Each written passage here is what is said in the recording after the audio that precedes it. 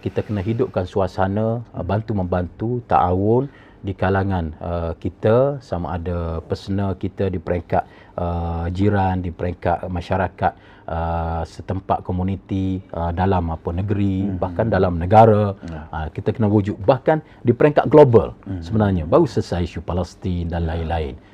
Ta'awun dalam yang lebih skala yang lebih besar.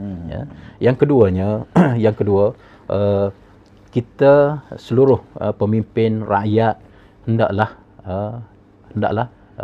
adil kepada diri sendiri dan juga kepada orang lain, berbuat baik kepada orang lain, adil kepada diri dan adil kepada orang lain.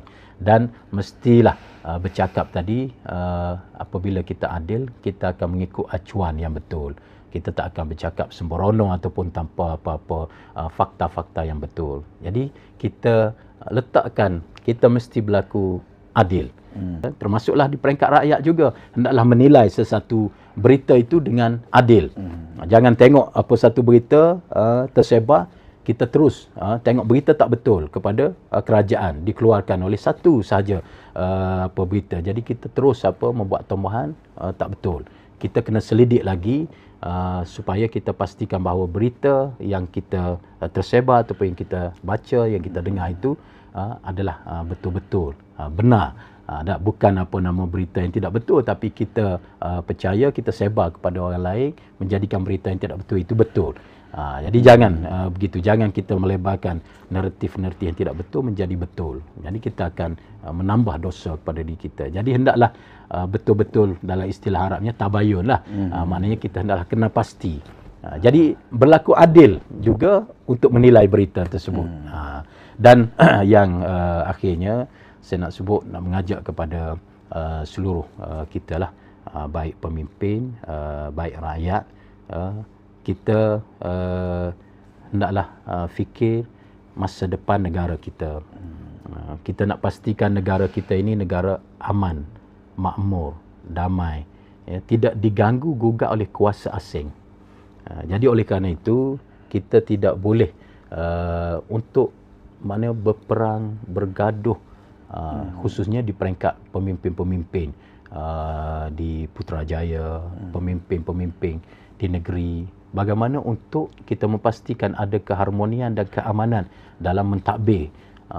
Kerana kalau kita, orang Kelantan kata kucah wa'yah, berkucah haya, mana kita kucah kacir dalam takbiran, kita akan diteliti dan boleh jadi kuasa asing yang akan masuk. Mereka akan mula merobekkan kekuatan kita dan mereka masuk campur. Akhir sekali kita dijajah dengan macam-macam penjajahan hari ini dalam pelbagai bentuk. Kita tidak mahu itu.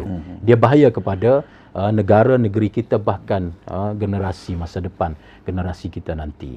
Jadi oleh kerana itu, fikirlah macam mana untuk kita berada di atas jalan sepakat dan pastikan bahawa ketuanan Islam sebagaimana perkara 3 perlembagaan kita, Islam itu agama persekutuan, dapat dilaksanakan secara melebar dan tanpa apa-apa gangguan dan kesukaran di peringkat Dewan Rakyat untuk kita meluluskan sesuatu hal ehwal tersebut. Jadi mereka-mereka yang bukan Islam yang boleh terima persoalan itu tak ada masalah.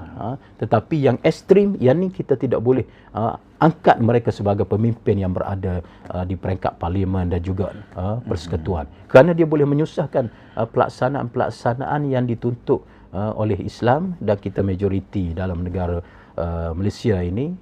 Kita kalau ada sekatan-sekatan sebegitu, dia akan menjadikan masalah porak-poranda kepada pentadbiran negara kita. Jadi semua itu perlu difikirkan oleh semua pihak untuk memastikan negara kita maju, makmur, harmoni, tanpa diganggu oleh kuasa asing yang lain.